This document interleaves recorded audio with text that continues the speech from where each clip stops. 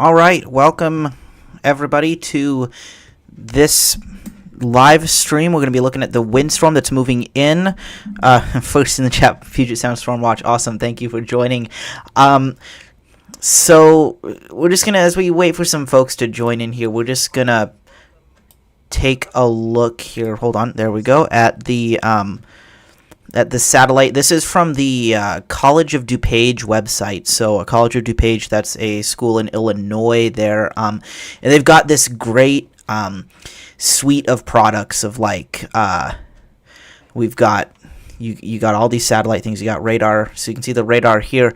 One thing to note, it looks like on here that the Seattle radar is gone. And basically what happened is, we can take a look at it here on Radar Scope. The Seattle Camino Island radar is out. It may have potentially been struck by lightning, which is, I'll admittedly say, a pretty epic way to go out. So you can see that the last frame of this radar here on the Seattle radar before it went out, you have this strong cell right by the radar that had just kind of moved through that area. So it's possible that this radar was knocked out by a lightning strike with this strong band that moved through about 6 to 7 p.m. across parts of western Washington, brought about 30,000 power outages. So you can see here, we are going to be using the Langley coastal radar here, and our low is right offshore. We have a lot of heavy rain here. We can see this better here on the College of DuPage website. So you can see a little bit of the spin here with our low moving in, and we've got this rain starting to move up into the region. We got some heavier areas of rain down toward the Willamette Valley. And if we go back to the actual satellite view, you can see our storm moving in. Here's Vancouver Island, here's Washington, here's Puget Sound, here's Portland, here's the Oregon coast, and California down here. Here's the Cascades right along here. And you can see that this storm is curling up and moving toward the mouth of the Strait of Juan de Fuca there. As it moves that way, it is going to be starting to weaken, and that will be bringing lesser impacts versus if this were, say, a strengthening storm moving into western Washington. That would be a whole nother animal. But this storm has already caused some impacts. So if we take a look here, I reposted this earlier, and you can see this is from Jeremy Harris. I believe he is with Como News there. This is a tree down on a car in Green Lake tonight in the Seattle area there. You can see everyone is okay, but there was heavy wind damage to trees all over this area, and we haven't even had the strongest winds in this storm yet. So thankfully, these folks were okay. I've heard of a few similar incidents across parts of western Washington, but this is kind of concerning to see this going on before the main winds get here. If we take a look at the current state of the game right now, starting out on the coast, you can see we have gusts 40 to 60 miles per hour ongoing right there. Hoquiam currently gusting to 59, has hit 70 miles an hour so far. Take a look at the mouth of the Columbia River. Cape Disappointment sustained at 63, gusting to 74. That's a hurricane force gust. Sustained 49, gusting to 72 on the other side of the river at Clatsop Spit. And Astoria Airport just recording its strongest gust of the day so far, gusting to 61 miles per hour. If we move into the lowlands here, you can see we're starting to have some of those southerly winds increase. You can see gusting up to 35 miles per hour there at Fort Lewis. And looks like we are at, if we can click on it there, 37 miles an hour out of the southeast at SeaTac. But if we take a look at maximum wind gusts from today already, take a look at some of these gusts as some of these bands of showers moved through earlier. 40 miles an hour at the Narrows Bridge, 47 at SeaTac. I heard that a plane was struck by lightning, so that's pretty extraordinary. 42 miles an hour in Kenmore, 47 in Everett at Payne Field there, 45 at Whidbey Island Naval Air Station. And this is just the beginning. The main winds are going to be overnight here, and we're going to take a look at that here in a minute. Just wanted to get everyone refreshed on the current conditions we're looking at, and just also one of the stronger winds in Washington right now, Destruction Island off the North Washington coast, sustained at 55, gusting to 62. So let me take a look at the chat here. Puget Sound Storm Watch, you started right after I ended my stream. Yeah, I think I talked about this in last night's live stream, but if you guys are on Facebook, for sure, definitely follow my Facebook group, Western Washington Weather. But while you're at it, go over and follow Puget Sound Storm Watch. My friend Anthony there, he's been doing that group for a long time, and he's got a lot of followers on there. He's got some really good updates. So it's great to collaborate with him on doing weather in Western Washington. So be sure to go join his group. Let's see in the chat there, Starfire asks, is Olympia and Centralia going to see high wind? Yes, that is likely for that area. Let's take a look at the National Weather Service forecast map here. So you can see the alert map here. We're going to zoom in on it. And so you can see each color on the map here represents a different type of weather alert. And what is of note is this brown color here along the north coast, down the entire Washington coast, into the southwest interior, parts of Lewis County, Thurston County, and then take a look around Tacoma and Seattle up toward the King-Snohomish County line. That's a high wind warning. So we can click here on the high wind warning, and we can take a look at what it's showing. So if you are on the north and central coast, you can see this high wind warning is in effect until 10 a.m. Tuesday, with south winds sustained at 30 to 45 miles per hour, gusting 55 to 70 miles per hour. That was upgraded in the last hour here. As we take a look at the next one, this is for the southwest interior, Tacoma area, lower Chehalis Valley, Seattle and vicinity, Bremerton and vicinity. So this includes like Elma, Bremerton, Olympia, Montesano, Tacoma, Seattle. Basically, if you're in the Seattle area, it's basically from I-405 or Highway 167 east or westward from there back toward the Puget Sound. And this high wind warning is showing south winds sustained at 20 to 35 miles per hour with gusts of 50 to 60 miles per hour. And that would be quite significant if that was going to happen. And then you can see for the southern Washington coast and northern Oregon coast, winds gusting up to 60 miles per hour and up to 70 miles per hour on beaches and headlands there. That includes like Long Beach and stuff like that on the southern Washington coast. Now for areas not mentioned in the high wind warning, we do have wind advisories up. So this one is in effect for the East Puget Sound lowlands and basically everywhere from Everett northward. And this is showing south winds of 20 to 30 miles per hour, gusting up to 55 miles per hour, again through 10 a.m. Tuesday. If we take a look at this, is also in effect for parts of southwest Washington and the Portland metro area. You can see including parts of southwest Washington like Kelso and Longview, and some of the areas south of there down toward Vancouver and the Portland metro. And again, this is south 20 to 30 miles an hour, gusting up to 55 miles per hour. And there have been some pretty strong winds down in that area as well earlier today due to the convective activity. We had some thunderstorms moving through those areas earlier. Let me take a look here at the chat. Mark Stewart says your stream was so much louder than Michael's. Is my volume too loud? I don't want to be annoying. Let's see here. Hold on just a second. Let me catch up on the chat.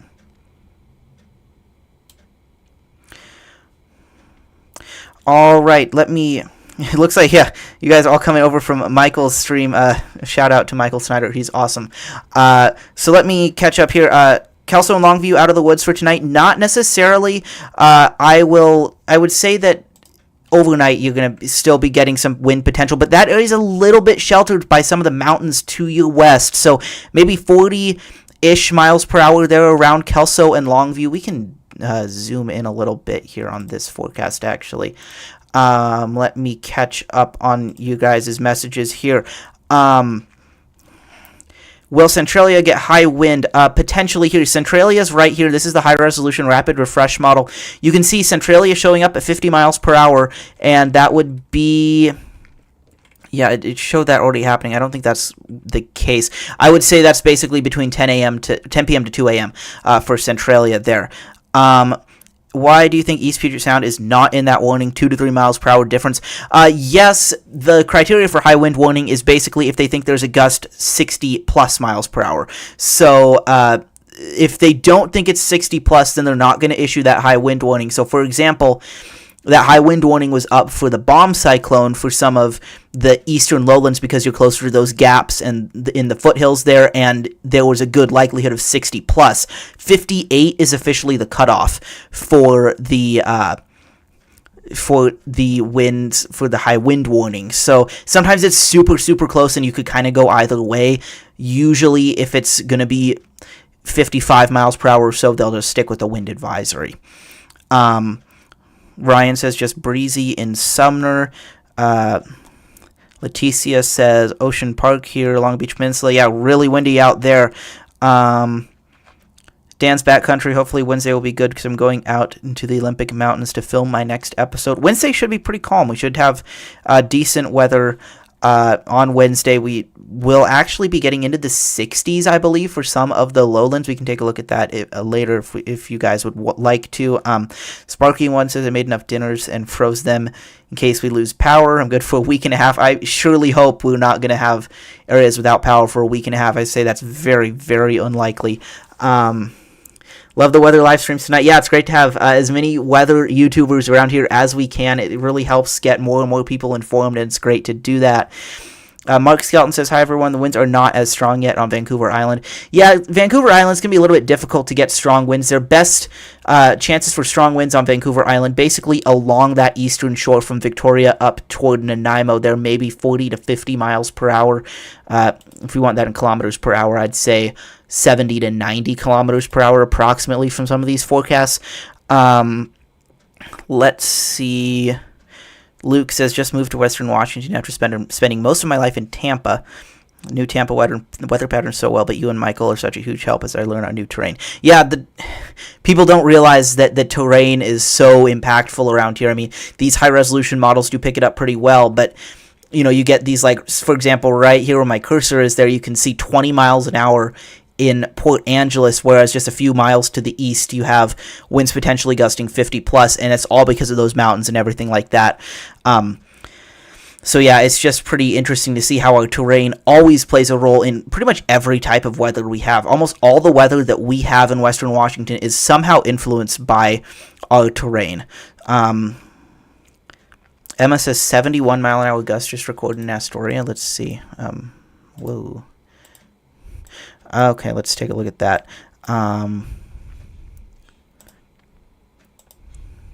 Let's go to maximum gust here, and we can see.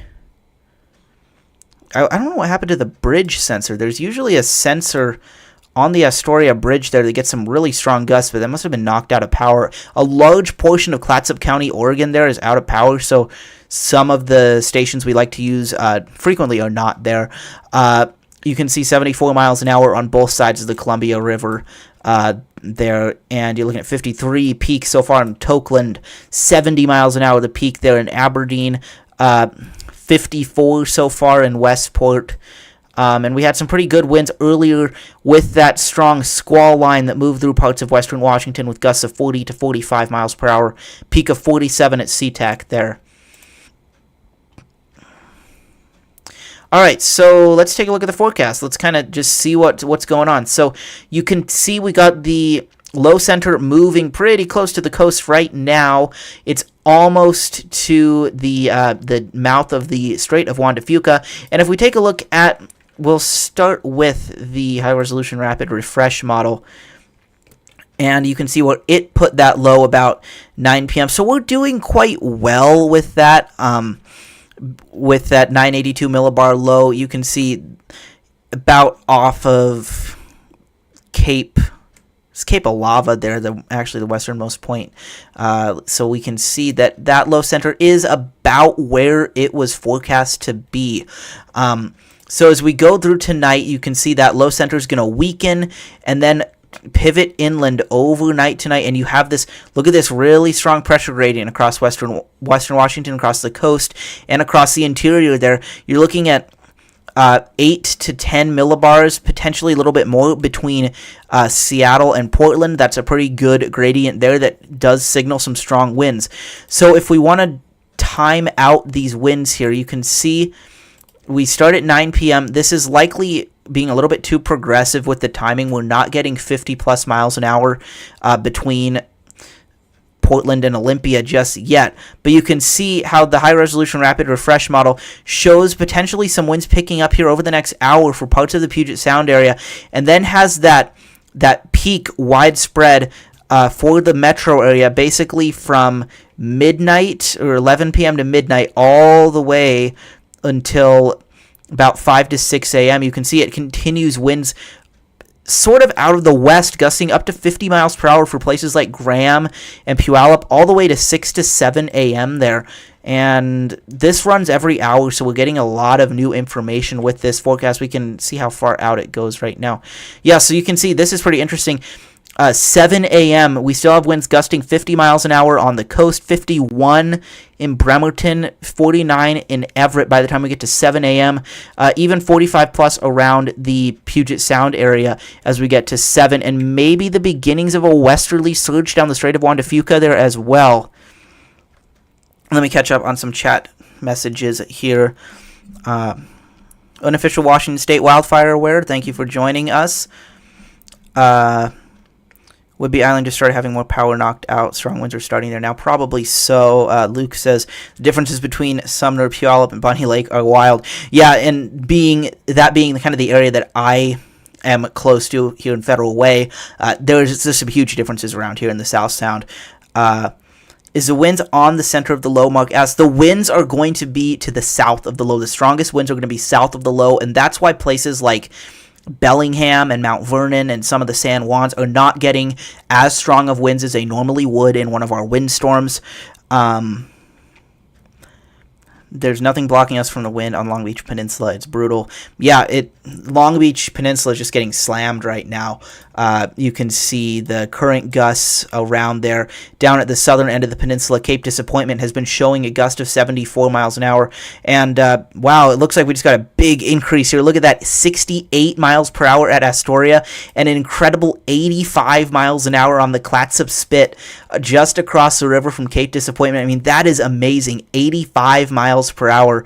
I'm actually going to have to do a live tweet here so you guys can all can watch me do a tweet, because that is just so incredible. We're just going to post that real quick here so you can see, get that word out about that.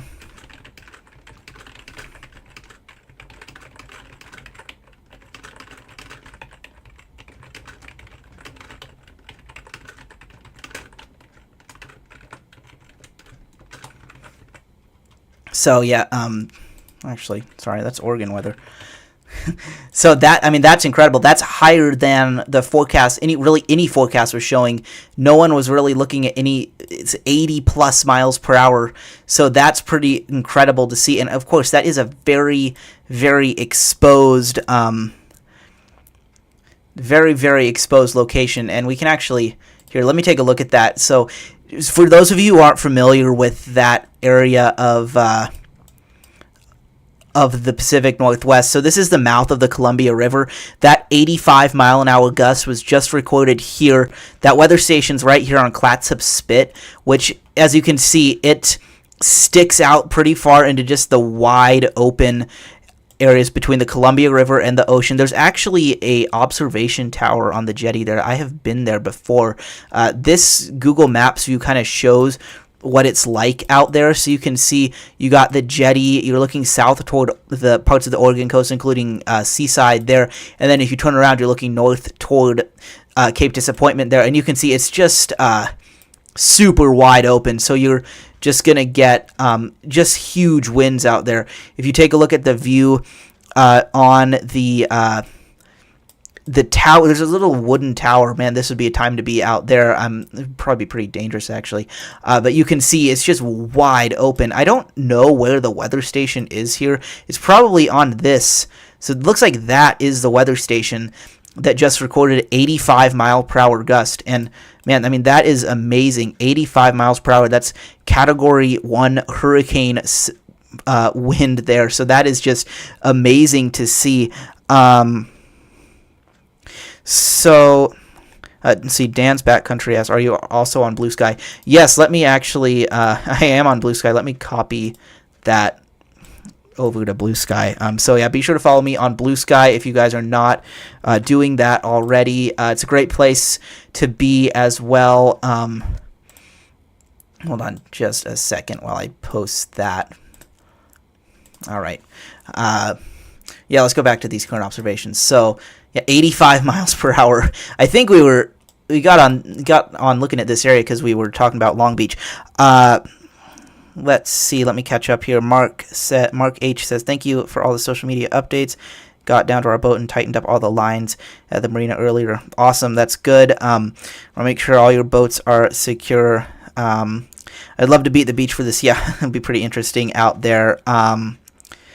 Don't want to lose power. Yeah, I think, unfortunately, a lot of people are going to lose power with this storm. So you can see we're getting back up to 67 miles an hour there in Hoquiam, gusting up to 30 there at Centralia, Chehalis. Let me know if it's raining out there where you guys are, because we can't, with the Seattle, in case you missed it and you're just joining, the Seattle radar that is on Camino Island is out, and it potentially was struck by lightning, which is, I was saying this earlier, that's a pretty cool way to lose the radar, if it was struck by lightning.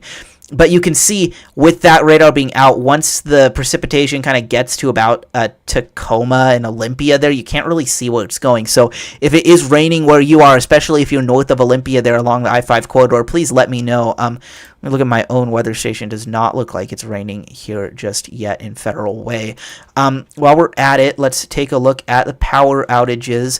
I got the PSC and Snohomish PUD up here. We can take a look at Seattle City Light if there are outages there. You can see that with this line of storms that moved through earlier, it looks like areas near Bellevue and Sammamish and Redmond and Bothell and out toward Woodinville and Duval got hit the hardest. But take a look, some big power outages starting there on Whidbey Island, southern part of the island there.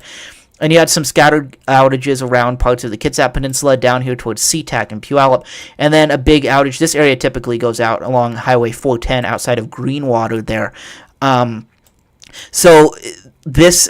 At the peak, we had like 31,000 people out of power across western Washington just from that line of storms that moved through this afternoon, which doesn't necessarily bode well for the wind overnight. So taking a look here at Snohomish PUD, we've gotten this down quite a bit. It was up toward 13,000. Now we're at 5,000 or so. You can see a decent amount of outages there south of Everett between Linwood and Everett there, and then some out by Monroe, some up by Granite Falls and Arlington. Looks like the hardest hit area was around Bellevue and Sammamish this evening here. Let's take a look at what we've all been waiting for, the European model. It is running now. We'll see how much of it we can get. So you can see it brings the low about the same spot as all the other models there, and that's a pretty strong pressure gradient. You're looking at like 4 millibars between like Everett and Tacoma. That's a pretty strong gradient there, and so this will likely bring some decent winds across western Washington. You can see so here's the European model forecast. Let's zoom in. This is going to be this is pardon me, this is the previous run, so we're still waiting on that. There we go. We can see the individual hour timestamps here on the European model that shows those 50 plus. You can see it shows 55 miles per hour at Seattle there, about 4 a.m., continuing toward 7 a.m. with those gusts. So it's pushing it back a little bit, but you can see it shows gusts of 50 plus miles per hour across the Central Sound through 8 to 9 a.m. before that starts to diminish by the time we get into the afternoon. So it could be just a pretty windy night across the region. Let's see. Emma says Seattle City Light showing 3,000 out. Windy with occasional rain at University Place. No wind or rain, King Snohomish County line. Thankfully, we have that amazing coastal radar. Thankful for the federal funds that paid for it. Yeah, that was actually Senator Maria Cantwell was instrumental in getting this coastal radar out here back in, I believe, 2010 and 2011. So it served us well for well over 10 years now. And really, our weather prediction would be so much harder here in western Washington if we didn't have this coastal radar. Not even a political thing, just just common sense here that the Seattle radar is blocked by the Olympics, and now we have this radar out on the coast, and we can see what's going on well offshore. Really helps us out a lot. A lot of rain in Ocean Park, Washington. Man, it must be just really, really loud out there with those winds and the rain. 85 miles an hour at Clatsop Spitz, 68 in Astoria. The station in Ocean Park, which sometimes gets really big gusts, has hit 44 so far. I would assume it's a decent bit stronger than that.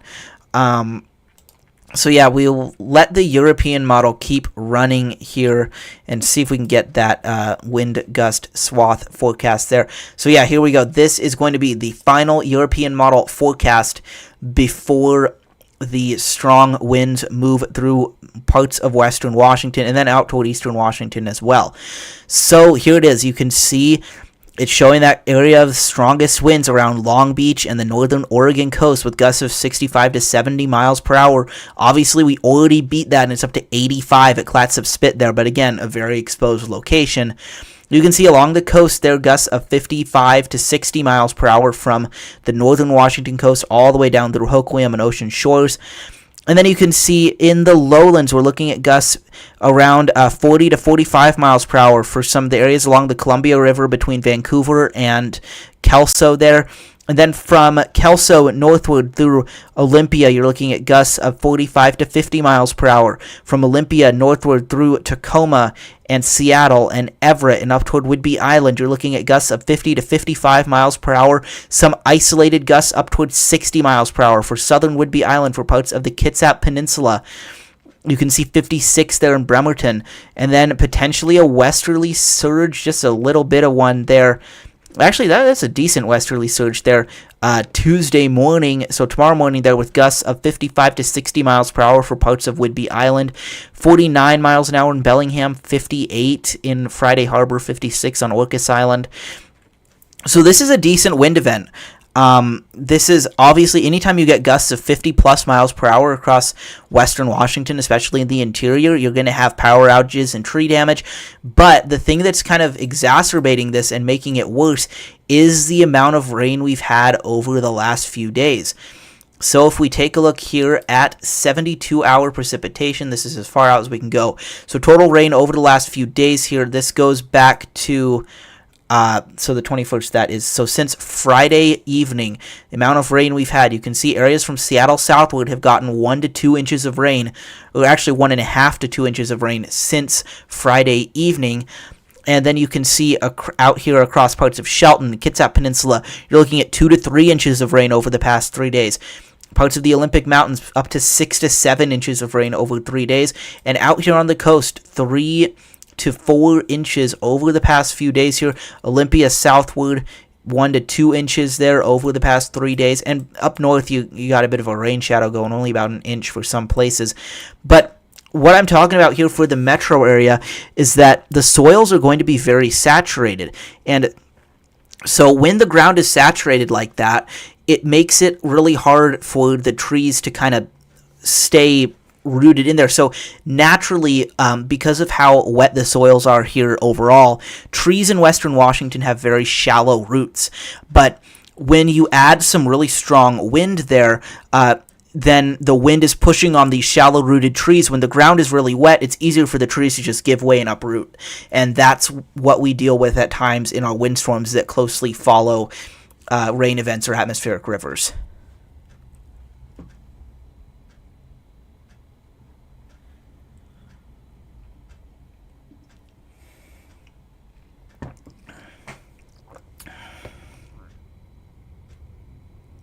Let's see, just lost power in Ocean Park, Washington.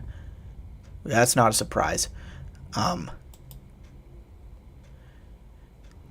Let's see. Keep taking a look at these wind gusts here. Yeah, that is 85 going to be our last update there at Clatsop Spit. We'll see. Yeah, it hasn't reported in 28 minutes since that 85 mile per hour gust. It looks like gusts up to 81 at 8:15 p.m. That was the last time that Clatsop Spit reported in to us there. Astoria last report was 48 miles per hour. So yeah, it makes sense that you lost power out in Ocean Park. I do wonder. Oh, you were pranked. Well, regardless of if you've lost power or not out on the coast, there's, I'd say, a very, very good chance that you will. So let's see. Dan's Backcountry says, hopefully the trail to Lena Lake isn't wiped out by fallen trees on Wednesday. We don't have the Park Service personnel to clear that anymore. Yeah, that's possible. We'll see. If you're looking at the east side, interior of the Olympic Peninsula shouldn't be too bad. East side could get some strong winds coming up the Hood Canal area there, and then of course out here on the west side of the Olympic Peninsula, decent winds as well. Let's take a look at the NAM model here. This is, I believe, yeah, this is the latest run of this one. It's not gonna run again until like midnight. So as we drag this one through here, we'll go through just hour by hour for you guys here to take a look at what we're gonna see across western Washington. So it's 9 p.m. right now. This is too strong. This forecast is going too fast and too strong. We will see winds likely a couple miles an hour less than this, maybe 50 to 55 miles per hour across a good portion of the interior of western Washington. Anytime between, I'd say, 10 to 11 p.m. to about 5 to 8 a.m. And after 8 a.m., we could still have some 40-plus mile per hour gusts. If you believe the European model, we could potentially have 50-plus going all the way till 9 to 10 a.m. So this is turned into more of an overnight event than it was a couple of days ago. You can see in the chat they're talking about the Northern Olympic Peninsula. Really going to be sheltered with this event unless you get a westerly surge down the Strait of Juan de Fuca, which is possible. That could give you some gusts of 40 to 45 miles per hour. But because the dominant wind direction is out of the south, you're going to get sheltered along the strait there, along the Northern Olympic Peninsula, maybe 40 miles per hour or so at the most. Let's take a look at another forecast and go through hour by hour here. High resolution, rapid refresh. And this has seemed to have a better handle on some of those wind speeds. So you can see as we go to about 9 to 10 p.m., you can see it shows 36 miles per hour there at SeaTac out of the southeast. That is like exactly what's happening right now. And 31 in Olympia. It also shows 63 in Hoquiam. That's pretty close. It's showing too strong for the southwest interior and the I-5 corridor from Olympia southward. But this will gust up to 50-plus miles per hour, but it won't be right now. It'll be in a couple hours or so. You can see as we go to about 10 to 11 p.m., you start to gust 50-plus across the Seattle metro, and then as we maybe calm down a little bit toward midnight to 1 a.m., but then we pick back up again, 50-plus in Tacoma and Seattle and Everett. That continues 45 to 55 miles per hour through 4 to 5 a.m. there, continuing with 50-plus all the way to 8 to 9 a.m. across the region before we start to calm down toward 40 miles per hour by noon to 1 p.m. You get that westerly surge down the Strait of Juan de Fuca starting about 9 to 10 a.m. there across parts of Whidbey Island, gusting 50-plus miles per hour. And this forecast cuts off at 2 p.m., and you still got winds gusting 35 to 40 miles per hour from Tacoma up toward Everett, and then you still have a westerly surge ongoing down the strait, 30 to 40 miles per hour along the Northern Olympic Peninsula, 45 to 50 miles per hour for parts of Whidbey Island.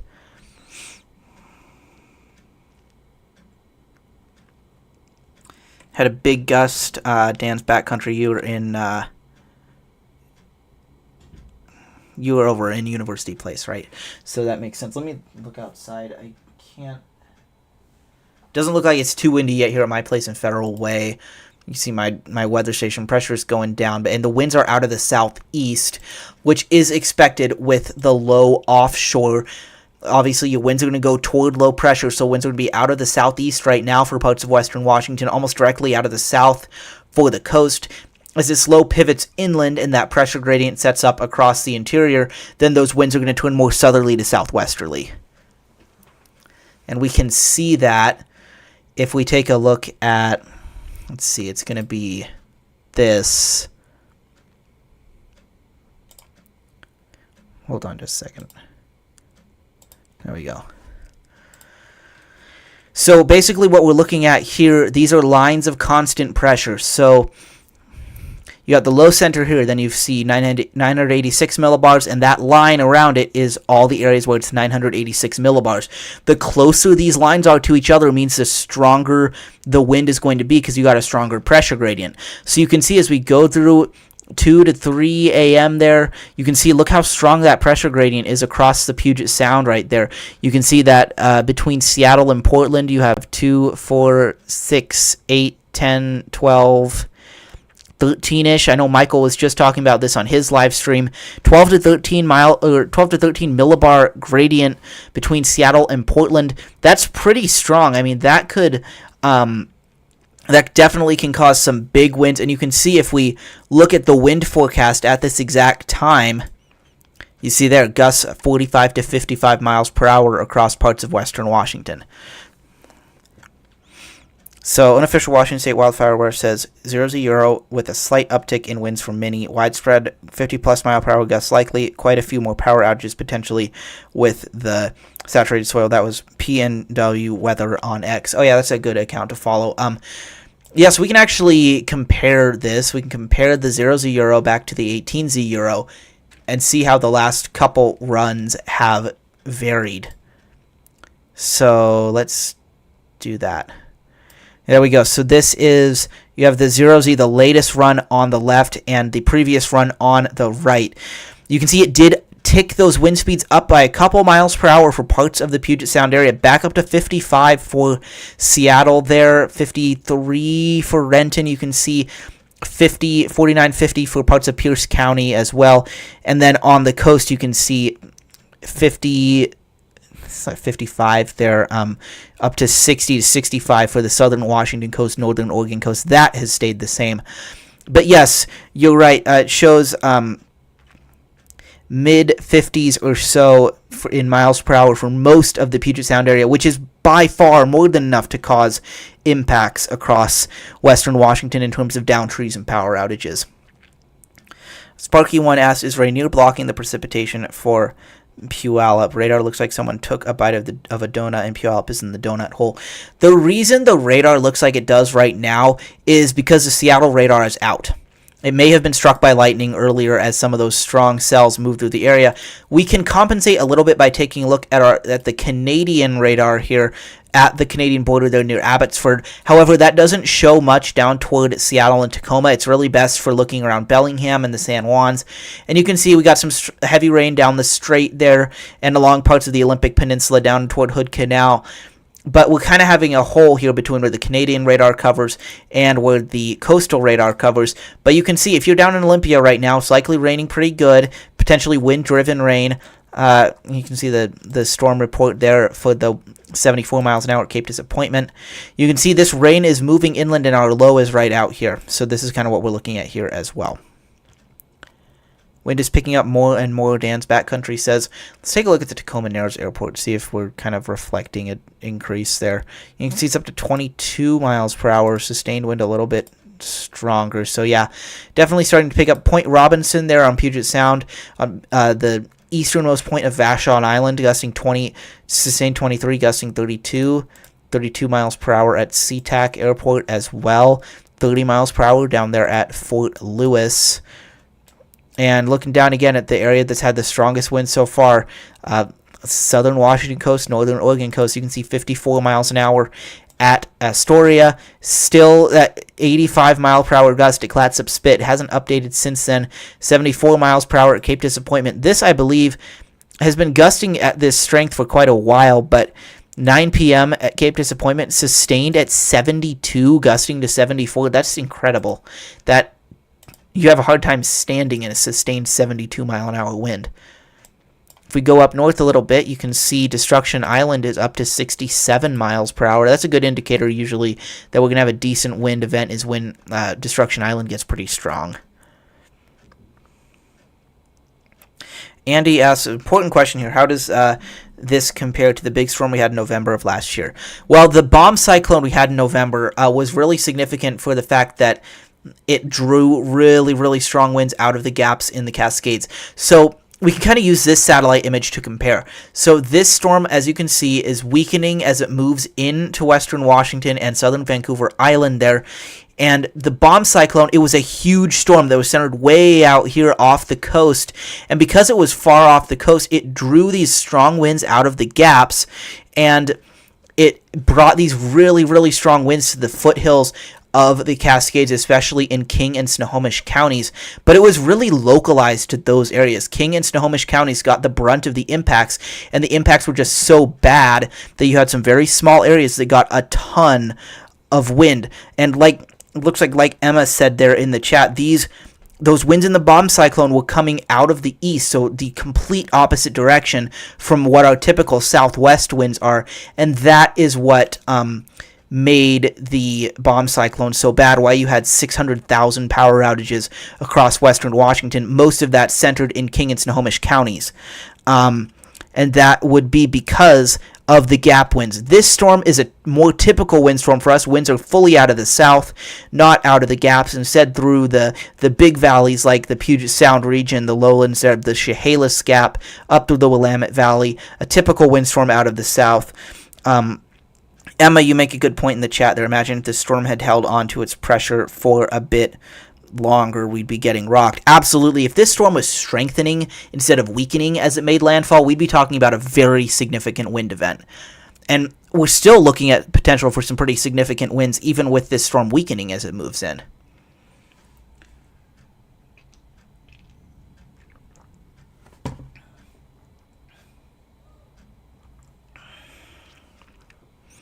Dan's Backcountry says, I think the wind might be amplified where I am, since I'm at the top of a hill in University Place, about 400 feet. Yeah, that's definitely possible. You get some of the hillier locations around here can definitely catch the wind a little bit more. Taking a look here, Issaquah got hit really hard in the bomb cyclone, without power for 5 days in November, so hoping this isn't as severe. It won't be. There's no way that you're going to have this storm be as severe as the bomb cyclone. It's just not going to happen. This will be a strong storm, but it won't be that strong. It won't be that damaging like the bomb cyclone was. For those of you in the chat who are really not a fan of this kind of weather, let's take a look at the temperature forecast for the rest of this week. Here, let's go to 24-hour maximum temperatures. So let's go to Wednesday. Yeah, take a look at that. Wednesday, you're looking at highs of the upper 50s to low 60s, maybe some mid 60s for highs along the foothills there. You can see along parts of the coast in the mid 60s as well. So we go into Thursday, mid to upper 50s again, so pretty nice. We're going to remain there about as we go into Friday, upper 50s. For Tacoma, Seattle, then 60s from Olympia southward down the Kitsap Peninsula. However, as we go into the weekend, we will start to cool down back into the 50s for most of western Washington on Saturday, and then way cooler by the time we get to Sunday, down to the upper 40s to barely reaching 50. So for those of you who are liking warmer weather, it'll be a nice little taste of that for you, especially on Wednesday there with highs in the upper 50s to low 60s. Let me see here. James said, I love stormy weather and nice warm weather. Yeah, me too. That's nice. Octavia says, I'm in Northgate and at 300 feet and it hasn't started picking up here yet. Yeah, that it's still making its way in there. Sammamish, 5.5 days without power, 7 days without internet after the bomb cyclone. Yeah, that was the story across most of the eastern parts of King and Snohomish counties. 5+ days without power, long time without internet as well. It was truly a very significant storm. It's one of the strongest gap wind storms we've had in decades around western Washington. Mark says, winds have picked up in downtown Tacoma during the live stream. I can see small wind waves down on the Foss Waterway from 9 floors up. Yeah, that makes sense that it's starting to pick up in Tacoma there. Some of these stations may not be picking it up as much. Gusting up to 28 at the Tacoma Narrows Airport. It's probably 30, 35 or so around Tacoma right now. Let's see. Travel trailer 3 blocks from the beach in Ocean Park there. Wow. Yeah, you're not going to be sleeping much tonight with these winds. Looks like Hoquiam's getting pretty strong again, up to 67 miles per hour, sustained at 40, gusting 67. 52 miles an hour currently in Tokeland, sustained at 44. Yeah, it's just starting to increase out there. If you were seeing anything about the Coldwater Lake station there at Mount St. Helens, it reached 119 miles per hour earlier tonight. I'm not sure if that is accurate or if there's something going on with that station, but you can see Crystal Mountain there gusting up to 71 miles per hour at the summit there at 6,800 feet. Let's see. Emma says, I'll take this weather over a polar vortex any day. Yeah, a lot of people will take the wind over the really, really cold temperatures like we had over the last few weeks here. Yeah, rain and gray versus a blizzard. Yeah, it can. You're going to get a lot more rain and gray here than blizzards, that's for sure. Let's take a look at power outages across the state here. So you can see states and territories by customers out. Oregon has 112,000 customers out of power. Washington, 25,000. So a lot of that is because of the strong line of showers that moved through earlier today. So you can see 8,000 or so out in King County, 5,000 in Snohomish County, 1,000 Kitsap County. But if we take a look at Oregon, those thunderstorms have had an impact today, as has the wind on the coast. Clatsop County, 10,000 out. That's better than it was earlier. Just about an hour ago, we were looking at 95% of Kitsap County being out of, not Kitsap, sorry, 95% of Clatsop County being out of power. You see, as you go along the Oregon coast, you got some decent power outages there. 18,000 people out of power in Lane County. That stretches from Florence all the way toward Eugene. And you can see Clackamas County, 35,700 people without power. That includes the Portland Metro. And then Multnomah County, which includes Portland, 13,000 customers without power. So, yeah, parts of western Oregon have been hit pretty hard with this storm. Let me see. NOAA Weather Radio saying sleep in lower parts of your home if you can, following their advice just in case. Yeah, that is definitely, that's the text in the high wind warning, which we were looking at earlier. High wind warning that is in effect for parts of the Seattle metro area from King Snohomish County line south through Tacoma and Olympia down towards Centralia and Toledo there.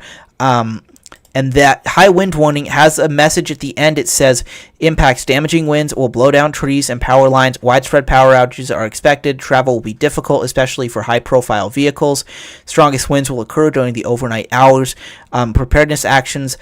So this is what you're talking about there. People should avoid being outside in forested areas and around trees and branches. If possible, remain in the lower levels of your home during the windstorm and avoid windows. Use caution if you must drive. Yeah, so they're not mincing any words there. Those are all good precautions to take when you're looking at gusts towards 60 miles per hour.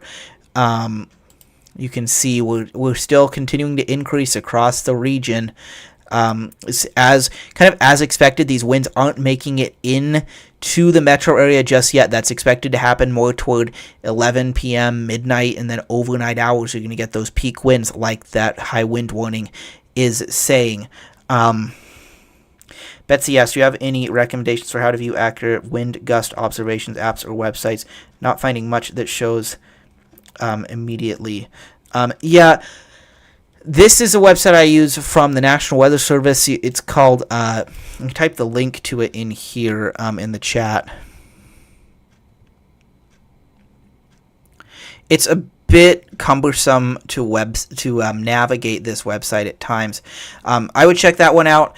As far as weather apps go, not many weather apps are good at giving you these real-time observations we're looking at here, but the problem with some of these stations is they update every 5 minutes on this site, and you can never guarantee that all of these stations are in a good site to pick up strong wind gusts. It doesn't always happen.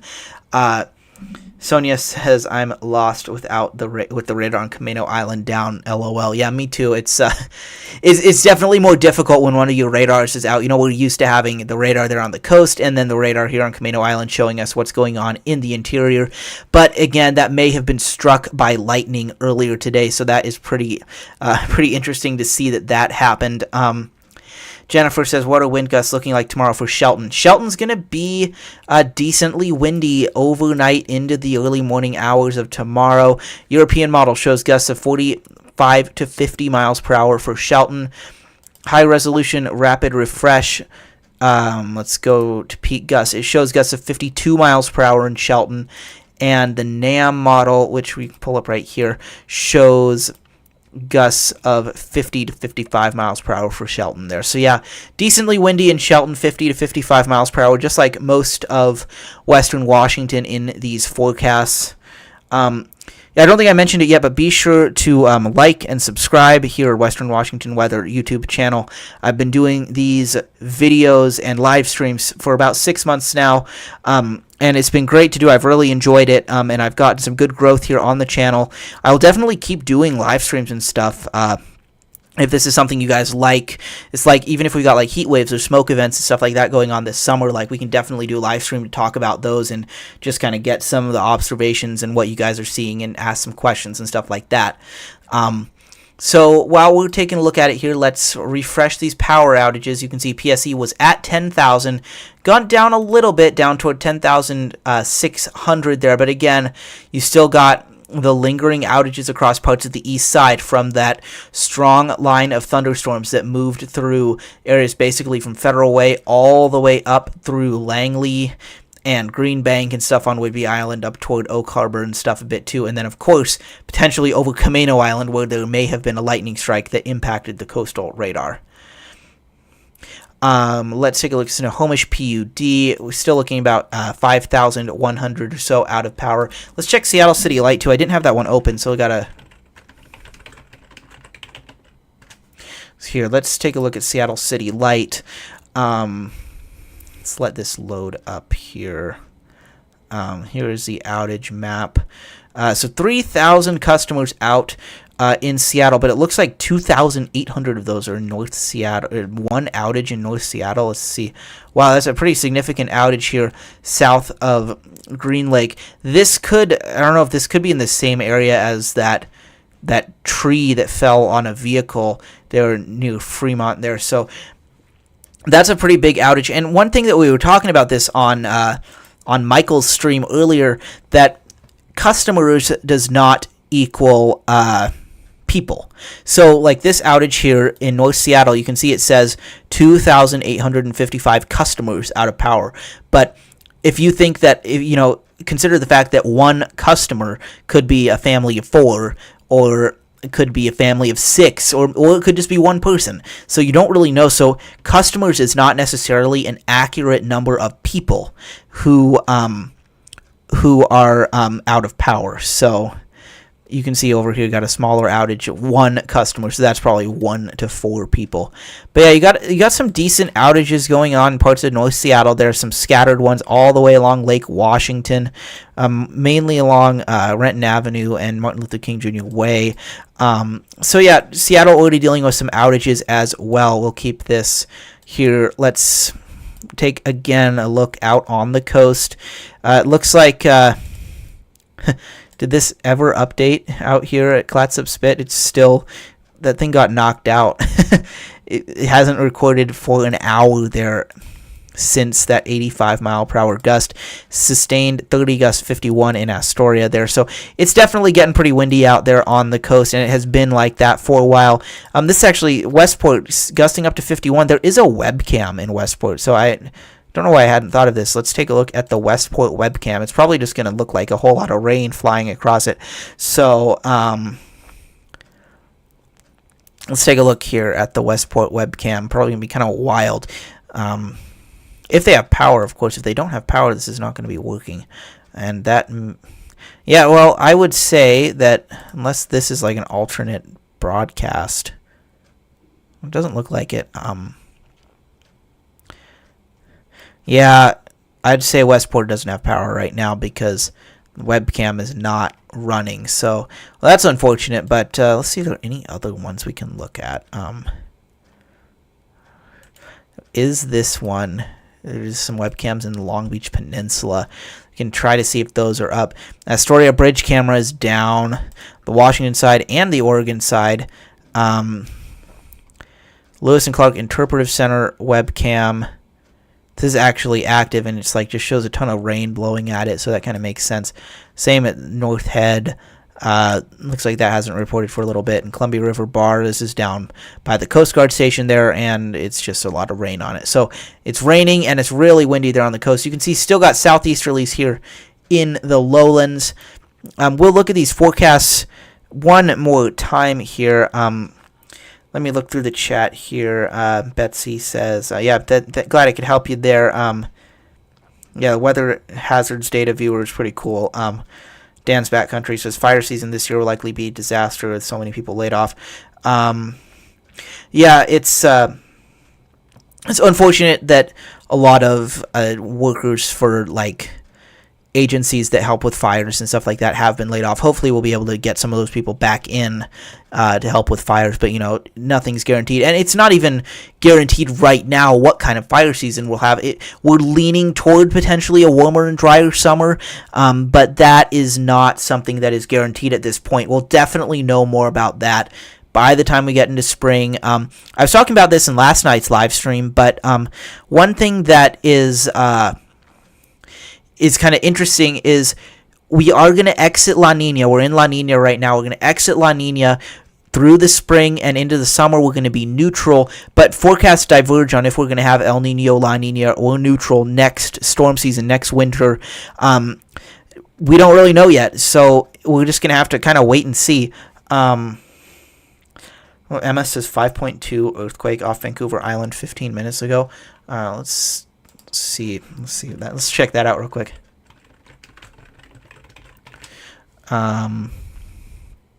Latest earthquakes. There should be a map here. Oh yeah, there it is up there off of this area gets earthquakes frequently. I forgot the name of the. There's a faulting zone up here. This is the name. So this area is actually very typical for earthquakes. I've heard of much larger than 5.3 there off of Vancouver Island, but interesting to see that as well there. We actually did have a couple of earthquakes over the weekend here. We had a 4.8 magnitude earthquake there near the Sunshine Coast in British Columbia. That was felt across Vancouver, Nanaimo, Victoria, Bellingham, down toward Everett. And then we had a magnitude 3.4 quake very close to me here, down just outside of Auburn. So that earthquake was here in the Green Valley out near Auburn Black Diamond Road, and that was felt across parts of the metro area here, including Seattle and Tacoma. So contrary to what some people had said, this is not the Cascadia subduction zone. So the Cascadia subduction zone is this line right here. That is the one that could generate, as they call it, quote unquote, the big one. So thankfully that is not going on right now, and none of these quakes were going to trigger the Cascadia subduction zone or anything like that. But yeah, Dan's backcountry, the Juan de Fuca plate. Yeah, so this is the Juan de Fuca plate, this area between these two fault lines there. So interesting to see some earthquakes going on. Let's compare. Last thing we can do here is compare the European model and the high-resolution rapid refresh. So you can see European model on the left, high-resolution rapid refresh on the right. They're showing pretty similar things, and it's good to see agreement like this as we get pretty close. You can see they both agreed on that strongest wind being the southern Washington coast and the northern Oregon coast, and then they both have these winds gusting 45 to 55 miles per hour across most of western Washington overnight into the morning hours of tomorrow. So that it's good to see agreement in our forecast, because when you have big disagreement even right up to an event, like for example, basically every time we have lowland snow, there's at least one forecast model that is kind of off on its own in La La Land with the forecast, but here we got some pretty good agreement, so that is good to see. Emma says Bellevue seeing roads closed due to downed trees already. Yeah, that makes sense. I'm willing to bet that some of that was from that line of storms that moved through earlier. And in fact, we can go back to the Seattle radar, and you can see its last frame had these heavy showers, but we can, I think we can go back here. Hold on. This is gonna have to load here. But this line of showers basically moved up from Centralia and Yelm and Tacoma, and then clipped parts of Federal Way, and then moved up through parts of SeaTac and Seattle, Shoreline, Everett. Parts of Whidbey and Camano Islands may have had lightning strike the Doppler radar on Camano Island, and then this moved off into the Cascades. So I don't really think this likes me very much tonight. So we can see a little bit of that here on the, if we go way back here on the College of DuPage site, we can see some of these strong cells that move through earlier today. We actually had a tornado warning down in the Willamette Valley as well, so there was a rotating cell there. So you can see there we had these cells moving up through the region. Then as we got to about 6 to 7 p.m., we had this line of storms. You can see it right there, this line of storms. It starts to move up through the metro area and then up into the Cascades. You can see it kind of stops because the radar goes out right about there. The radar stops. But yeah, we had this line move up. You can see some of the severe warned thunderstorms that move through the Willamette Valley. Tornado warned storm off to the east of Salem. So it was a pretty active day across the Northwest, and our wind hasn't even really kicked in yet for the lowland areas. And you can see actually right now we have a really heavy rain going through Portland. You can see that here on the radar. See that? You got some pretty heavy rain going through Portland right now. See if that's bringing any increased winds with it too. You can see up to 37 up in downtown Portland there. Rain and gusts to 32 there at PDX. So yeah, it's gusting. It's you can see some decent gusts up the Willamette Valley, 35, 40 miles per hour. That will continue overnight. So yeah, and wow, actually, it's interesting to see. This is a pretty rapid increase there. 52 miles per hour at Tacoma Narrows Airport. That is at 9:53, so that was 7 minutes ago. Doesn't look like it's too windy outside my house right now, Federal Way, but you can see some winds increasing here across parts of the Puget Sound lowlands. 37 in Olympia, 36 at JBLM, and then that 52 at Tacoma Narrows. So usually when you start getting gusts of 52 or something like that at Tacoma Narrows Airport, which is very exposed and can easily get strong gusts, then you're going to start to see these winds increase across the region. You can see 35 at SeaTac Airport as well. So this is kind of going right on schedule. It's about 10 o'clock, 10 to 11 p.m. is when we're going to start increasing across some of the lowlands. You can see 66 miles per hour still at Hoquiam. You see our favorite station down here is still stuck at 85 miles per hour. Had Dan's Backcountry said, told you it was picking up. Yeah, that's pretty close to you in University Place. Probably similar elevation too, just the other side of the water there. Let me catch up on the chat here. When should it peak in Silverdale? That would be, I would say, between 11 p.m., 12 a.m. to 5 to 6 a.m. But it's kind of worth noting that we can zoom into Seattle here. The European model showed those winds for parts of the Kitsap Peninsula and parts of the Seattle Metro going all the way into tomorrow morning. So you can see it has the peak for Seattle around 3 to 4 a.m. And you can see Kitsap Peninsula, parts of Seattle Metro area, all the way to 7 to 8, maybe 9 a.m. You still have winds gusting 45 to 50 miles per hour. So it will be interesting to see how long those winds last, and you can see that westerly surge down the Strait of Juan de Fuca into tomorrow morning. Some of you were asking about the Northern Olympic Peninsula. Take a look at this. If this westerly surge verifies like the European model is showing, 8 a.m. Tuesday there, you can see gusts 48, 50 miles per hour along the Northern Olympic Peninsula, especially near Sequim there as that slams in toward Whidbey Island. Thank you very much, Mark, for the kind words. I grew up in Federal Way and had a love of weather, especially after the Inauguration Day storm in 1993. Class of 2001, Thomas Jefferson High School. Nice. Yeah, the Inauguration Day storm, that's etched in a lot of people's memories around here. I've heard some great stories about that storm. That was the second strongest storm to hit the Pacific Northwest after the Columbus Day storm of 1962. So yeah, this is kind of interesting to see that European models kind of pushed these winds back. I mean, this is 8 a.m. and it's showing 53 miles an hour in Seattle there. So that could be a pretty interesting commute tomorrow morning if you're talking about these big winds continuing into the morning hours there, 7, 8, 9 a.m. Let's see. Mark Skelton says, will it be not as strong after midnight? Ladysmith, BC. Ladysmith is up by Nanaimo, if I remember that correctly. It's been a long time since I've been up there. Yeah, you can see Vancouver Island there. Your peak is likely going to be over the next, I'd say, like 5 hours or so. By the time you get to about 3 to 4 a.m., that starts to diminish. We can actually see parts of, because you see Canadian observations here on the weather and hazards data viewer from the National Weather Service. You can see just off Victoria, Discovery Island gusting 56 miles per hour. You can see 49 miles per hour on Saturna Island there off of the San Juans. That is in Canada. 40 miles per hour at Cherry Point in the Ferndale area. 35 miles per hour at Bellingham. And then you can see up toward Nanaimo. This is Entrance Island off Nanaimo there, 40 miles per hour. 42 miles per hour Point Atkinson off of downtown Vancouver. Mark Stewart, so many Marks.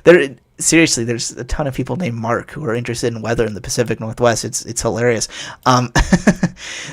Yeah, you can see our winds are picking up here. 36, again, up to 36 there at Payne Field. 36 showing up south of Bellevue there. And then that 52 still showing up there at Tacoma Narrows Airport. Keith Evans says, I have a video on YouTube of the inaugural day storm my mom took near Mill Creek in Bothell, up to 88 miles per hour. I'm sure you had some pretty crazy enhanced winds there. Roland Connor says only one mainland power outage north of Bothell. Is that going to change? I would expect that it will, Roland. I would guess we're going to have a decent amount of power outages up toward Bothell and up into Snohomish County. We already have a decent amount in Snohomish County on the Snohomish PUD map there. You can take a look at that. You can see 5,000 customers there, especially between Edmonds and Everett there toward Linwood, parts of Mill Creek. This will probably increase, but again, the strongest winds are going to be from Everett southward in this storm. Mark my words. I'm getting the Mark puns in here. No one does puns like Mark Stewart. Trust me on that one. A says, I wonder what schools will do if 55 miles per hour continues near 6 to 10 a.m. Yeah, that is an interesting question. I'm definitely not in the business of predicting what schools are going to do. But, this is, if we go to 8 a.m. there, 53, gusting 53 in Seattle, 48 in Everett, 45, 50 across Tacoma, Federal Way, Auburn, 50 in Renton. That is an interesting question. Obviously, if there's no power at the school you're going to, or you're sending your kids to, then there's not going to be school in session at that school specifically. But I would not, I'm not going to try to predict if there's going to be any school districts that are going to go for no power, if delayed start. It's possible, but that's really going to vary based on where power outages are. Let's see, what about out by Roy? So Roy is down here, central Pierce County. You can see up toward 50 miles per hour, I would say. Maybe you get a little bit stronger toward 52, 53 miles per hour. Schools should hire meteorologists. That'd be kind of interesting. I've thought that would be an interesting thing to do, is have a team of meteorologists who forecast for school closures and stuff across Western Washington, except you'd only be doing that for a very, very small portion of the year. Also worth noting that with that 52 mile per hour gust that just happened there at Tacoma Narrows Airport, that beat the European model's prediction. European model showed 48 there at Tacoma Narrows, and it already got to 52. So that'll be pretty interesting. Roland asks, is this the last storm until November? That's a great question, and the interesting answer to that is no. We have gotten some pretty decent windstorms in March and in April in years past. If you recall, back to, it's been almost 10 years now, March of 2016, March 13th, 2016, we had a pretty decent windstorm across Western Washington. We had high wind warnings across the whole area, had gusts near 60 miles per hour for parts of the region, including, I believe, JBLM hit 58 or 59 miles per hour, March 13th, 2016. And then back in 2022, just a few years ago, we had a decent windstorm in April with gusts of 45 to 50 miles per hour across the region. So we can theoretically have strong windstorms all the way into April. It kind of gets harder to have that in May, but May and June of the past few years, we've had a couple of atmospheric rivers. I went to Snoqualmie Falls because it was at Bankful in June of 2024 and of 2022, I believe.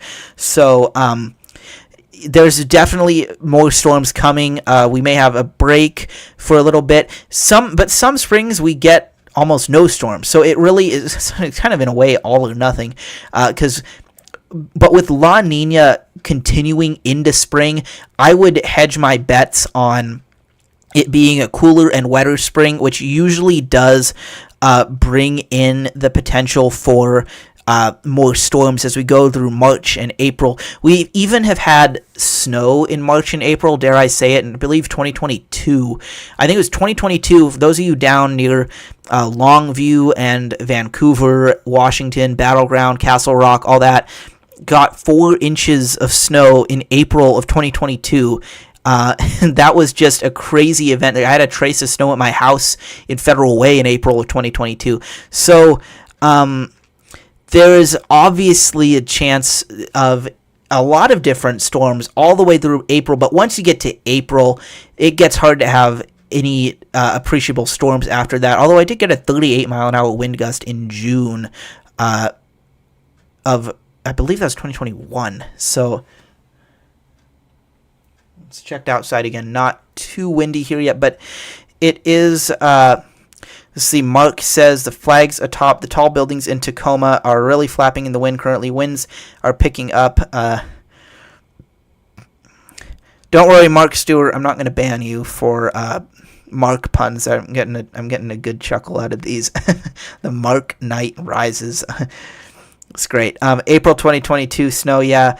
2019, 2008 in Sammamish as well. Yeah, 2019, that was quite a year. I believe I had 15 inches of snow throughout February 2019, legendary event, and then an inch of snow in March, and then some places got snow in April again in 2019. So that was a pretty interesting event there.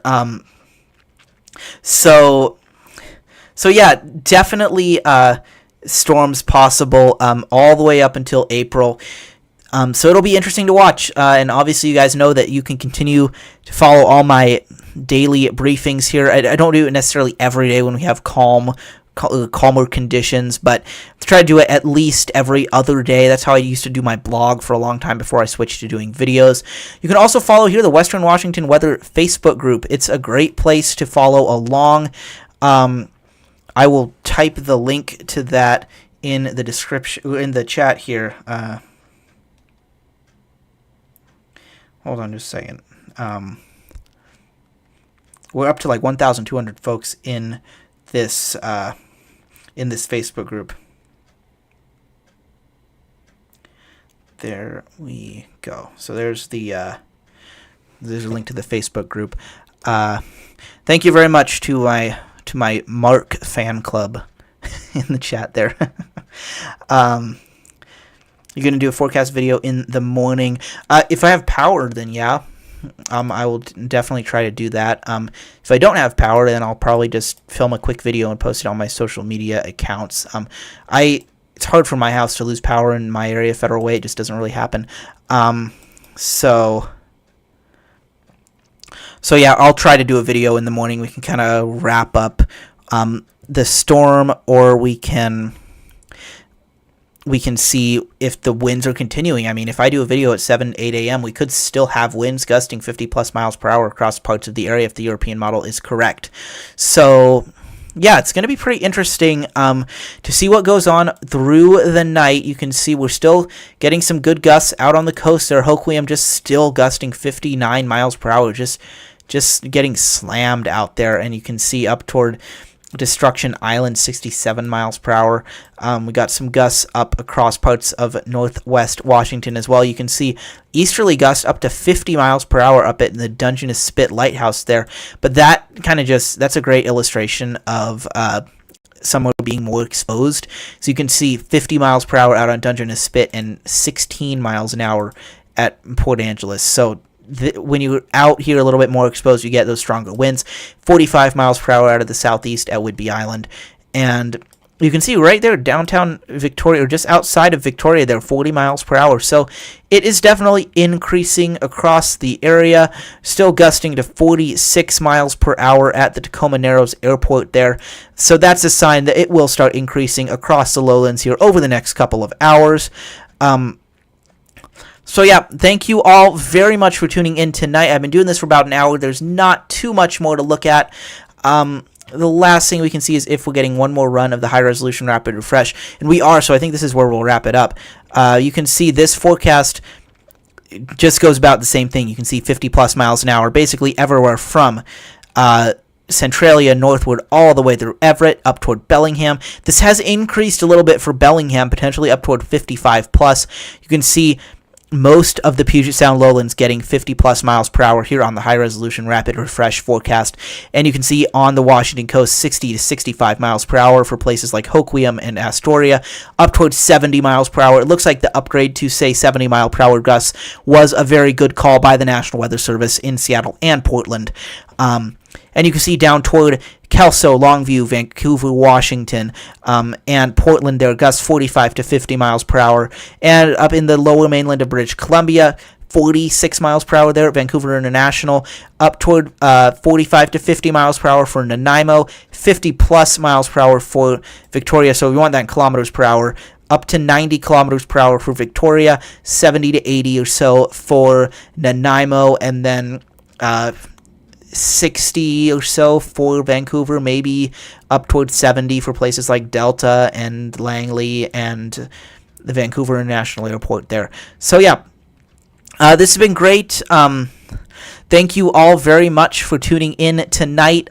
Be sure to follow my social media accounts over the next few hours as we get some updates over the next few hours with all these things going on, all the wind moving in.